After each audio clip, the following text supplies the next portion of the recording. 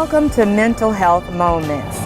I'm Dr. Beverly Sargent, Director of the District Heights Family and Youth Services Bureau. We're here today at the Community Garden, the District Heights Community Garden, with its founder and coordinator, Ms. Deborah Turner. Hi, Ms. Turner. Hi, Ms. Sargent. How are you? Fine. And welcome to Fiesta Place Garden. Thank you. Thank you so much. Well, as some of you may know, the Youth Services Bureau, or YSB, provides mental behavioral health counseling to children, youth, and families. You may be wondering, why would a YSB or why would a counseling agency want to visit the garden? Well, there's two reasons. First, reducing childhood hunger is one of the initiatives that the governor has. And in order for us to continue our financial support with the state, we have to find a way to support this initiative. And secondly, research shows that children who have poor nutrition also have poor mental health. Or in other words, if there's poor nutrition or food insecurity, those children are at risk for mental illness, for social developmental problems, and they often have poor achievement at school. So Ms. Turner has offered to help the YSB help our kids to eat better and in turn improve in school their mental health and social development. Again, thank you, Ms. Turner, for partnering with the YSB, allowing us to learn more about the garden and teaching all of the community actually about how to garden and how to eat healthy. Good morning, and thank you again for including me in this. The Fiesta Place Garden was developed in 2011. We have exactly 14 raised beds. The garden is Fiesta Place Garden because there used to be an old street that runs right through the garden, which was Fiesta Place Avenue. The street actually was closed in 1972. Okay. So I had to make sure that it was going to be safe for us to grow food here. Well, let's start with this plot. Can you tell me a little bit about this plot? I noticed that there are some vegetables and some flowers. Vegetables and flowers are to be grown together because they are good companion plants. Okay. The flowers deter bad bugs from the fruit. Okay. And it helps them to grow better and taste better. I realize, and probably a lot of our listeners realize, that it can be expensive to eat healthy. Mm-hmm. So can you say something about how gardening can help us eat healthy and save money at the same time? Yes, if you grow your own food, it is more healthier, it's more fresher, it's more nutritious, and you can grow things by seeds instead of going to buy the plant. So people can rent a plot. How much does it cost to rent a plot? For this size bed, it costs $30. So it's $30 per season? Per year. Per year? Per year. For a large bed? For a large bed. Okay. It is $18 for the 4x4 beds. Okay. Okay? Okay. And that includes your water and includes the key to the garden. Oh, so that means that once you rent a plot, you have access to it at any time. Anytime you need to come in and prepare your bed or fix it maintain it. Pull weeds, water. Yes, you have to take care of your own garden. Oh, okay. Okay. Well, I noticed that there's soil, there's like different colors of soil in this. What's going on here? That's just something we added last week because some of the roots were showing wasn't planted deep enough. So we just added a little soil. It's a moisturizing soil and it's organic.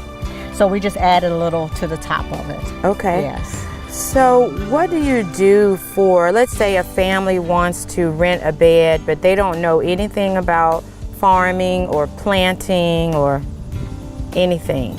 Well, if they want to rent a plot and they have no idea about how to garden and where to start, they can reach me by emailing me dhgardens, GARDENS, @gmail.com, ask questions, or you can call on 301-735-2818, and we can set up a time if you want to come in and learn some things about the garden.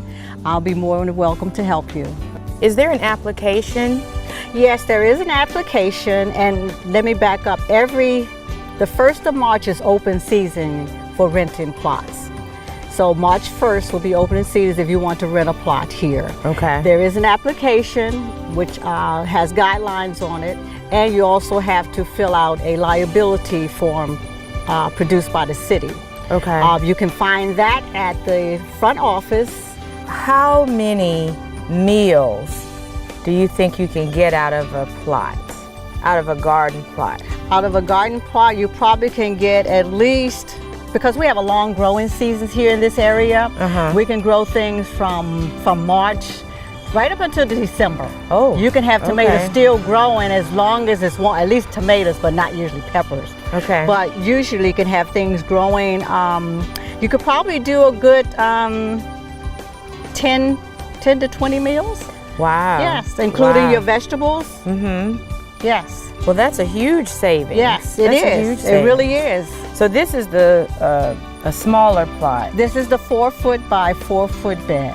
Okay. Yes, and you can actually plant at least, you can do square foot gardening in here. You can actually plant at least 16 different plants in here. I was going to ask that. That's awesome. So you Mm-hmm. can plant in a smaller bed.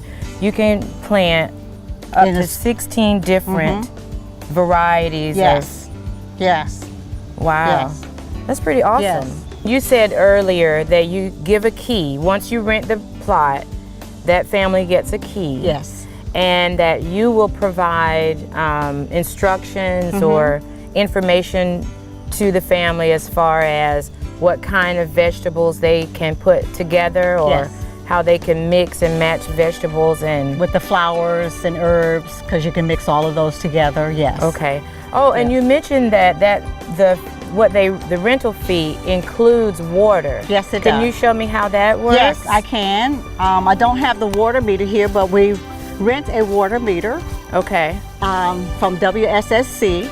We hook the water meter across the street to the the fire hydrant, Okay. and we have hoses.